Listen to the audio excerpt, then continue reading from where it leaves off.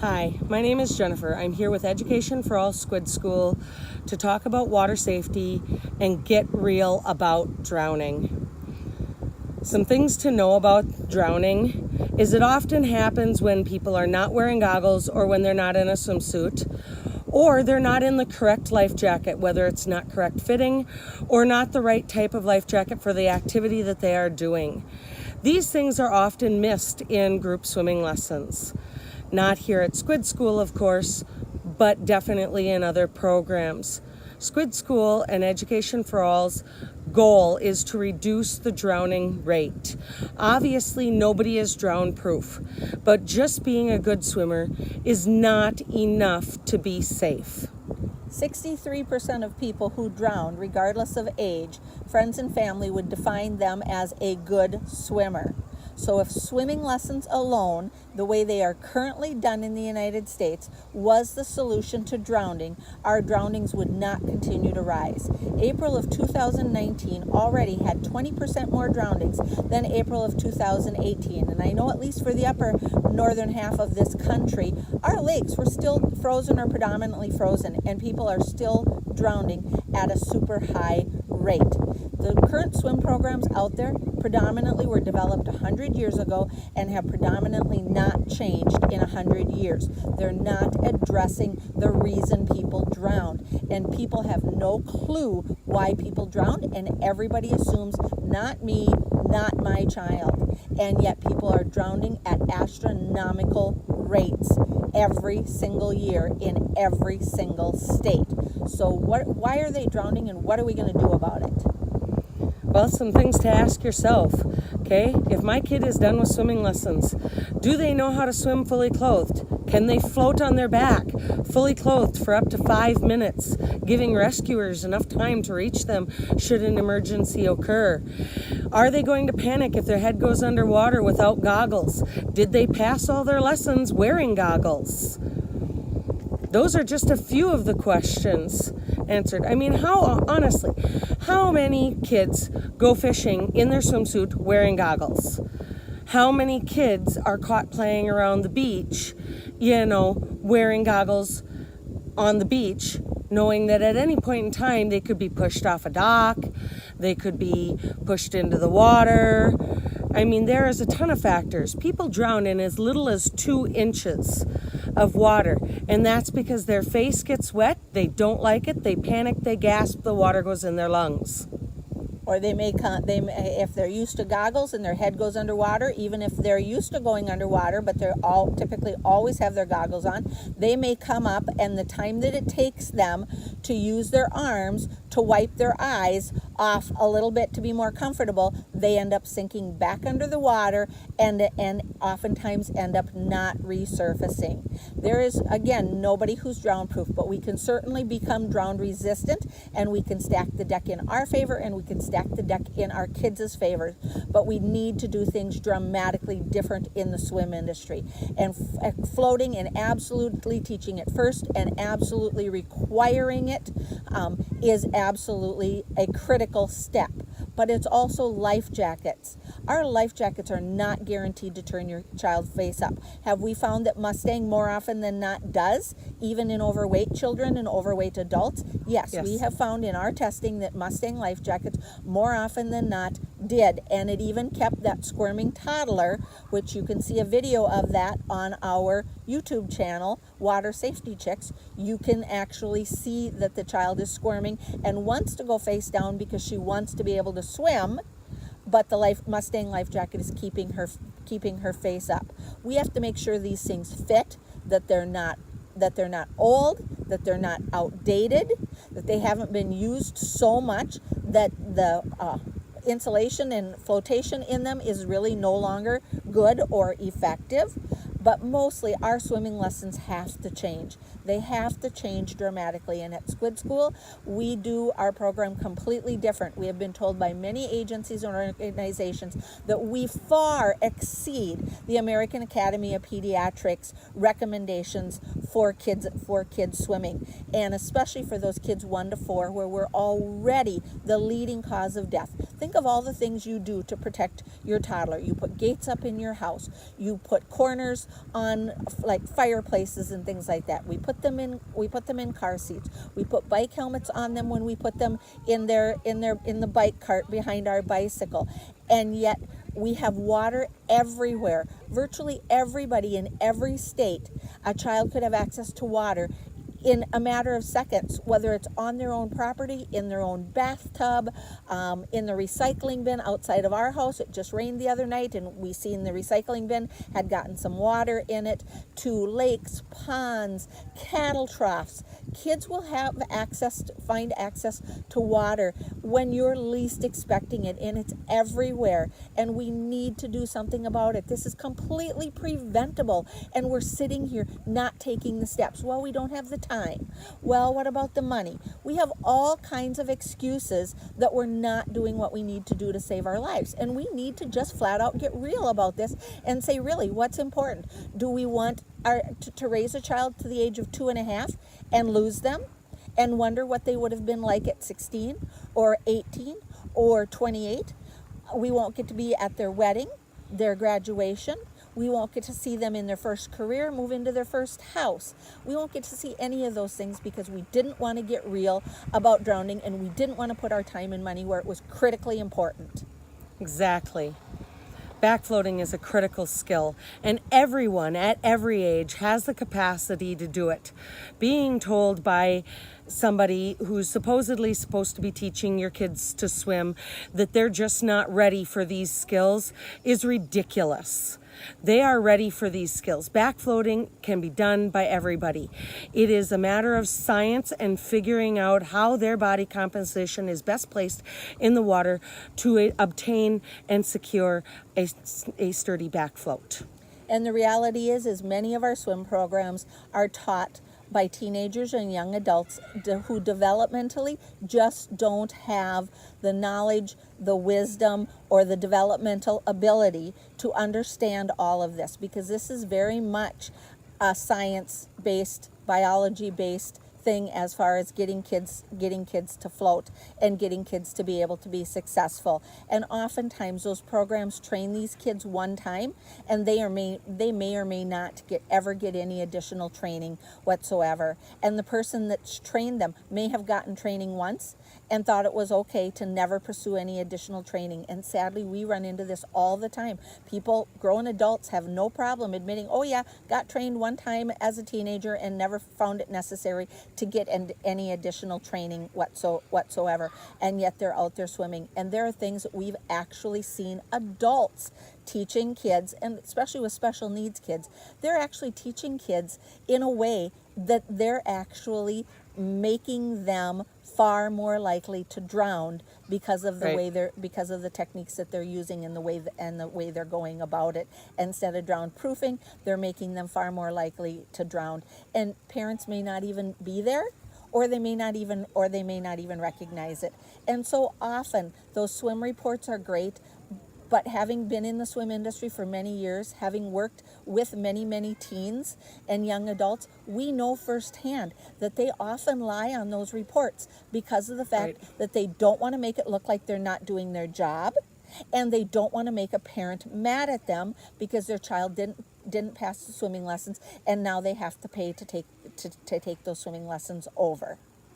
The other thing is so occasionally you will get an instructor that will not pass your child.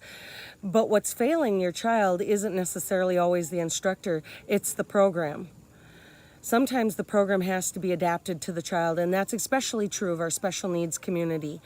The program needs to adapt to the child, not the child to the program.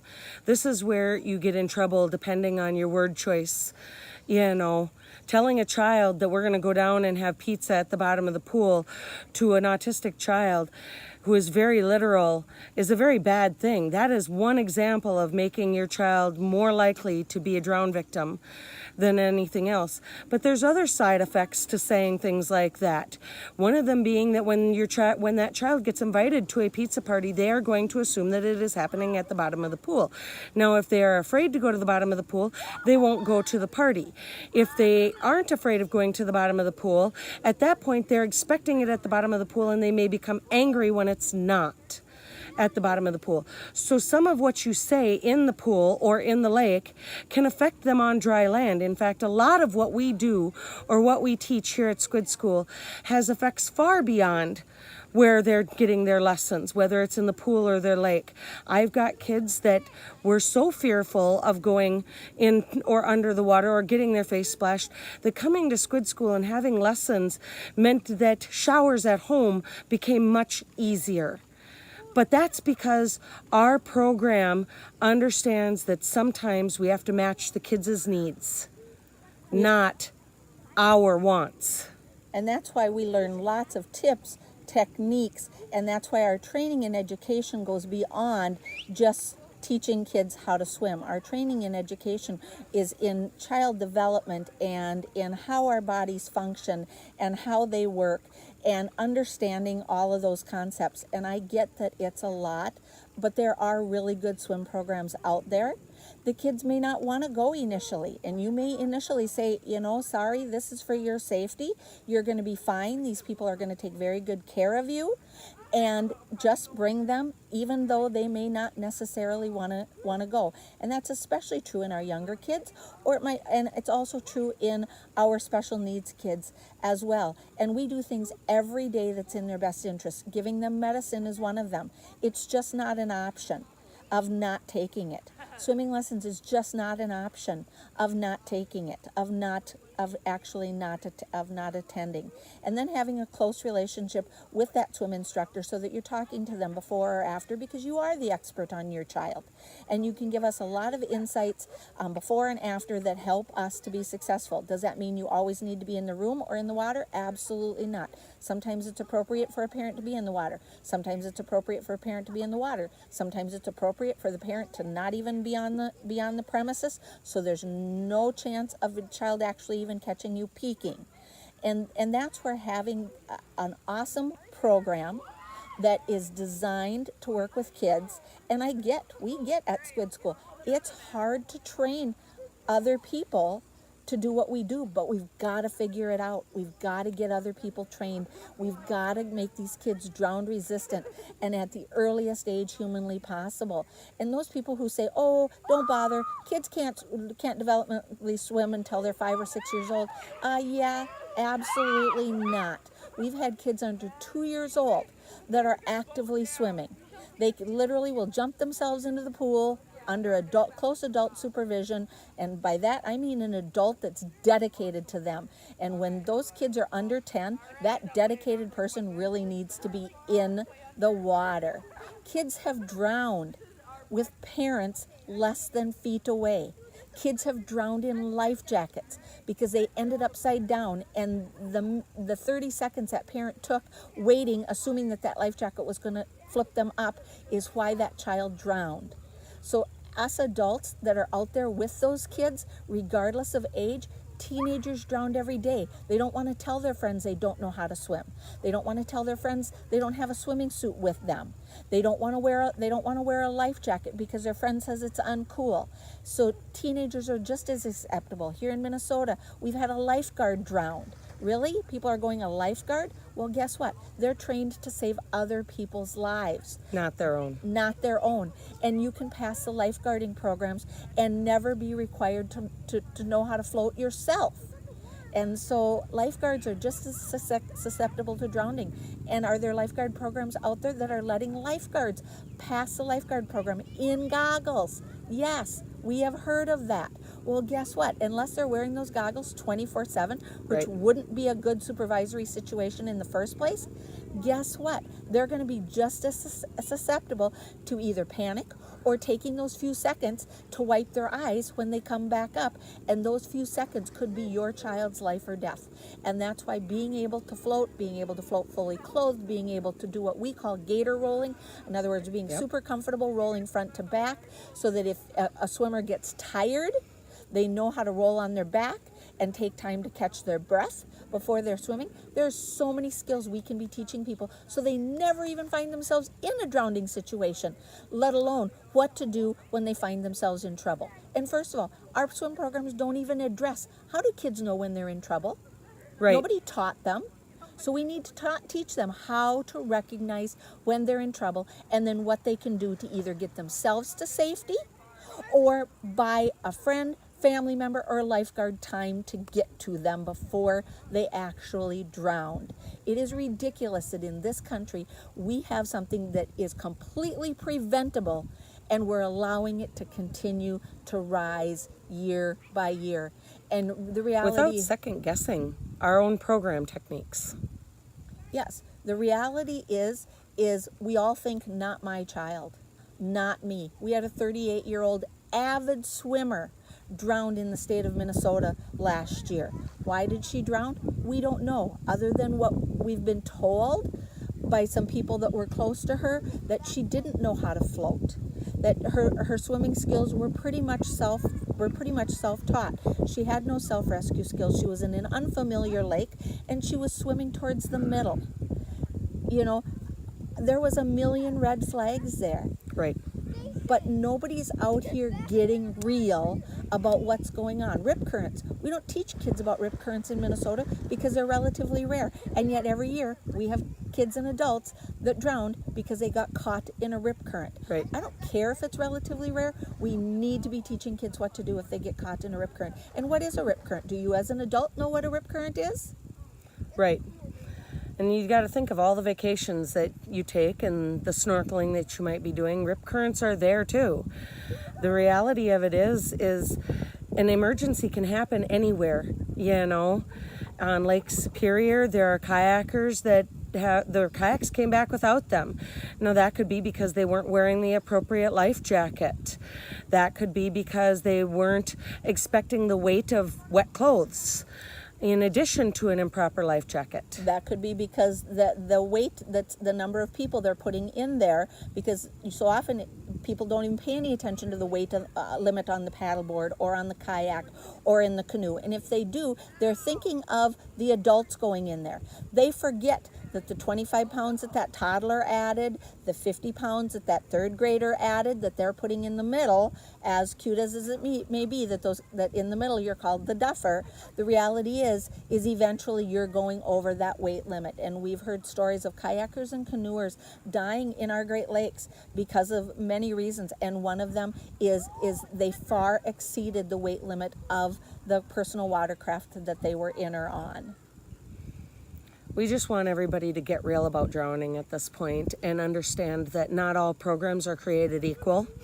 Not all programs teach you the skills that you critically need to be able to survive if you should get into a water emergency, and that as a parent you should be questioning and making sure that your child knows the skills that are needed to keep them safe or as safe as possible during these other aquatic activities.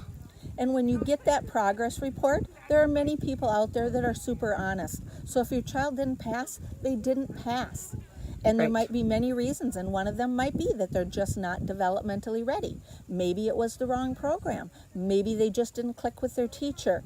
But let's not get mad because of the fact that if we do, then somebody's going to pass your child and your child's not going to be able to do those things. And even with the best instructor, even with us, I highly encourage people, take your child out, test them. Make sure that they can do everything that sheet says. And that's one of the reasons that we do. We get our parents involved, watching, and sometimes that is very much from the sidelines. It might be peeking around the corner so that we can show them what their child can actually really do versus what their child can't actually do. So make sure, if you're doing swimming lessons one time a year and you're going on vacation 6 months later, before you go on that vacation, hit the pool. Make sure that child can really still do what they learned literally 6 months ago. And yet child development says that especially for our really young kids, our preschoolers and our toddlers, anything that's not repeated in 4-week or less intervals, the kids' retention is going to go dramatically downhill. So lessons sounds great that we're only giving up, a couple of weeks, one time a year. But the reality is one of the other ways we can prevent drowning is these kids need to be in consistent lessons. Do they need to absolutely critically go year round? That's ideal, but at least every couple of months. Let's not let more Right. than 2 or 3 months go by before we're getting them back into swimming lessons. Plus, that prevents them from needing to take the time to relearn what they forgot. So now you're paying somebody to reteach your child what they forgot because we waited too long to get them into swimming lessons. And I'll be honest, with my kids, I made many of these same mistakes. And it was only as an adult that I woke up and said, you know, I do not want to attend a child's funeral ever for any reason. But I really don't want to attend a child's funeral because they drowned. It's completely preventable. I don't want to attend anyone's funeral because they had drowned. I don't want to see it on Facebook. I don't want to see it in our local newspaper. It is completely preventable, and it is really time that somebody stand up and do a wake-up call, and that's what we're here for. Not everybody's going to like us. Not everybody's going to agree with us. Not everybody's going to listen to us. And that's just the way life is, and we've got to be fine with it. But we just decided it's time. Somebody's got to stand up and take a stand to prevent these kids and adults from drowning. And you are never too old for swimming lessons. We have babies through great-grandmas coming to Squid School for swimming lessons. Right. We had a guy that managed to get through, I don't remember what branch of the Army, but he managed to get through a whole Army career and never learned to float, and actually came to us late at night at a pool so no one would even know that he was taking swimming lessons predominantly to learn to float. But then he really realized when he seen us swim that he really needed swimming lessons in addition to learning how to float. Right. It's not just watching your kids, but seeing them and making sure that we aren't texting or on our phones while we're taking care of our kids and enjoying their time in the water. Photographs are great. They're wonderful. Memories last a lifetime. You know, make sure that your last memory of your child isn't one of watching them drown through the camera lens. Texting and driving kills people. Well, the reality of it is being on your phone while in aquatic activities with your kids can also cause detrimental effects. And we need to have a dedicated water watcher. If you're there as a group, I get you want to visit. You want to visit with other moms. You want to visit with your cousins. You want to visit with your mom, your grandmother. Have a dedicated water watcher and make sure that that water watcher isn't responsible for more than just a couple of kids. And ideally, if that water watcher can be in the water, is perfect. If that water watcher can be at the water edge, that's better than that water watcher being 10 feet up. If you're the designated water watcher and somebody needs to go to the bathroom, everybody gets pulled from the water. Right. Unless you've got someone else that can replace you as the designated water watcher. And the designated water watcher can't be afraid of water. They can't have no swimming skills, and they themselves need to be able to know how to float as well. We need to step it up. I know there are countries where lifeguards are actually approved and it's classified acceptable for them to go around and take cell phones away from grown adults because of the fact that they take drowning prevention deadly seriously, and the adults get it. And so most of them are willing to literally put it back in their locker, back in their car, or whatever, so that the lifeguard doesn't actually have to take it away. In this country, I get that wouldn't fly. But we've got to do something to stop drownings. We just absolutely have to do something. And it's going to have to be dramatic. And yes, is it probably grassroots? It is. And if the grassroots has to be us, it has to be us. We are a traveling swim school, so if you have any questions, concerns, or would like to invite our services into your facility, please give us a call at 320-266-5733. And please hit like on this video and subscribe to our channel, Water Safety Chicks. You can also find us on Facebook at Education for All. You can also email us at education, and then it's the number 4, so it's education for all, MN, at yahoo.com. We would be more than welcome to come to your facility and either talk to families, talk to school groups, talk to your day camp kids about it, train your staff, whatever you would like us to do. We are more than willing to come up. We have lots and lots of programs and are super comfortable coming in and doing that. Hope to see you soon. Bye.